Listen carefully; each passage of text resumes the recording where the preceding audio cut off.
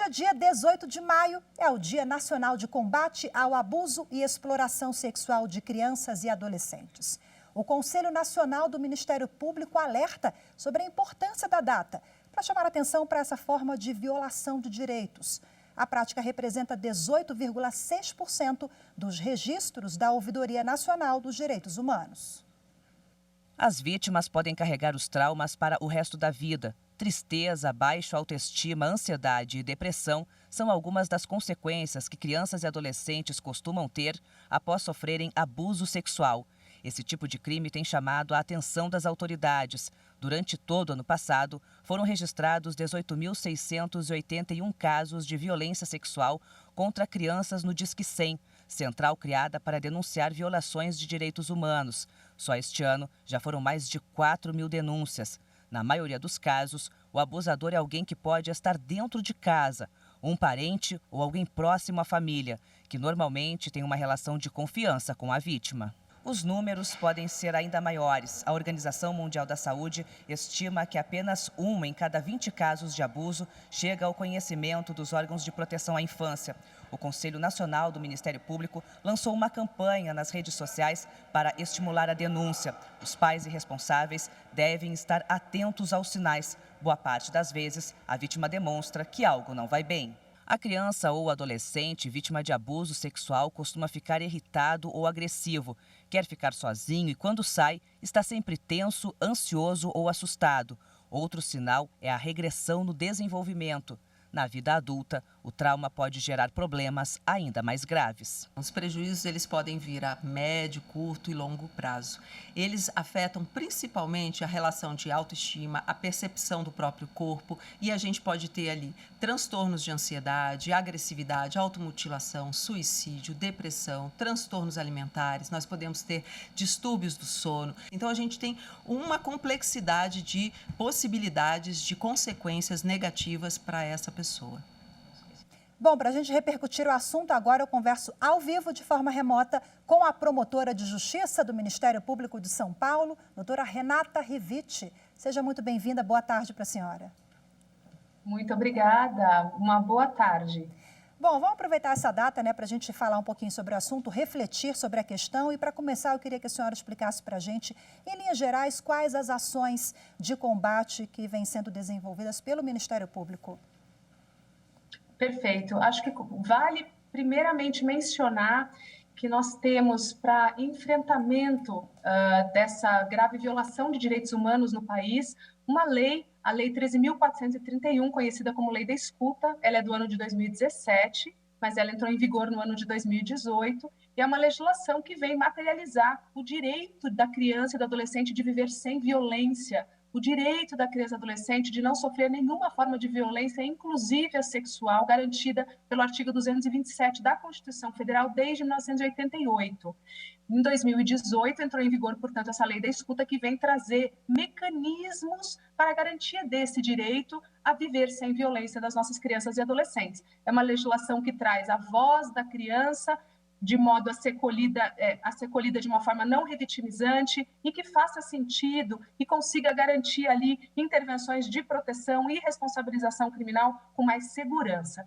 E nós temos ainda, para a implementação dessa legislação, um guia lançado pelo CNMP, elaborado por um grupo de trabalhos de promotores de justiça de todo o país, lançado no ano de 2019 e que traz um passo a passo para a implementação dessa política pública prevista nessa legislação, que fala, portanto, de prevenção, fala de cuidado e fala de responsabilização.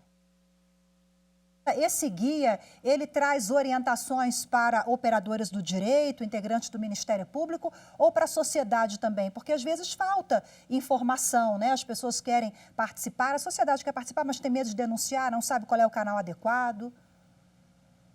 Essa legislação, ela vem para trazer, primeiro, ela traz uma parte conceitual bastante completa, portanto, é um documento público, é possível de ser acessado na página do Conselho Superior do Ministério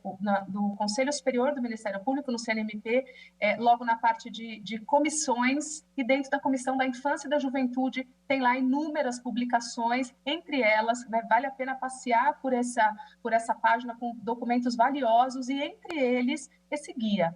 Esse é um guia prático para a implementação da política pública de atendimento de crianças e adolescentes em situação de violência, seja como vítima, seja como testemunha, e ela, pela sua linguagem, pela grande informação trazida, embora seja para nortear a atuação do Ministério Público, do promotor de justiça ali na sua localidade, na implementação dessa política, ela acaba sendo de interesse bastante importante, na verdade, para toda a rede de proteção, para todo o sistema de garantia de direitos. Ele é um guia que é dividido em várias partes, ele traz primeiro a importância de um mapeamento e articulação da rede de proteção para a garantia de um atendimento intersetorial, traz depois numa segunda parte o fomento a que seja elaborado um plano municipal de atendimento de crianças e adolescentes no município, depois trata da escuta especializada, um outro capítulo do depoimento especial, que são as duas formas de participação de crianças e adolescentes em situação de violência, de tudo aquilo que lhes diga respeito no âmbito de proteção ou em processos judiciais, e, por fim,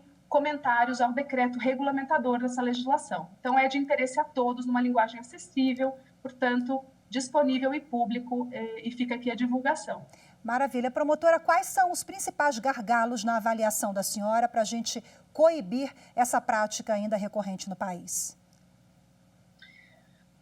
Eu acho que o principal gargalo para a gente conseguir trabalhar no enfrentamento sério, eficaz, efetivo, né, em todo o país, é exatamente o fato da gente ter grandes resistência e dificuldade na implementação dessa legislação que já está em vigor desde 2018, mas ainda assim existe certa resistência em se implementar o depoimento especial, existe muita confusão em relação a esses dois institutos, e eu acho que, na minha opinião, e na verdade eu acredito, tem até uma campanha hoje nacional com adesão de ministérios públicos, adesão de entidades públicas e particulares, que é o agoravocêsabe.com.br, que traz exatamente o rompimento do silêncio como uma estratégia fundamental de enfrentamento dessa questão. A partir da hora em que se fala sobre, né, que se fala abertamente sobre, que não se esconde mais, que não se trate esse tema como tabu ou de forma constrangida, a ideia é provocar com esse rompimento do silêncio uma grande pressão social, a exemplo do que já fizemos,